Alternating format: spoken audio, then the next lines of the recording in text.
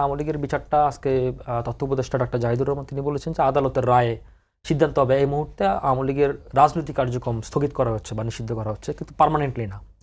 তো তার মানে এটা আদালতের উপরে ছেড়ে দেওয়া হচ্ছে, এক নম্বর বিষয়। দুই নম্বর বিষয় হচ্ছে ধরেন সৌরভ একটা কথা বলছে যে এটা রাজনীতির সিদ্ধান্ত কিনা বা রাজনীতির সিদ্ধান্ত হওয়া উচিত বা রাজনৈতিক অ্যাকোমোডেশন হওয়া উচিত।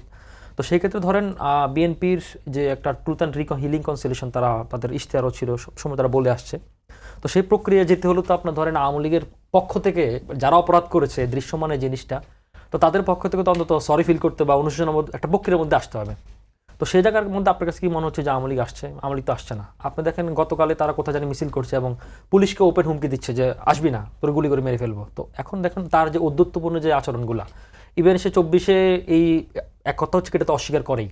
অস্বীকার পরবর্তী সময় আপনি দেখেন এই যে হুমকি দামকি, তার যে পুরনো যে প্রবণতা, তার যে ফেসিবাদ স্বৈরাচারী বা তার কাঠামোগত যে প্রবণতা, সেই প্রবণতাটাকে সে কন্টিনিউয়াস রেখেছে। তখন এর মাঝখানে তাহলে আপনি মানুষ, জনগণ, পিপল, রাজনীতি দলগুলোর মধ্যে কীভাবে সিম্পেথি গেইন করে তাকে একটা ব্যবস্থা করবেন, সে ব্যবস্থার পরটা তো সে নিজে বন্ধ করতেছে। 2 নম্বর কথা।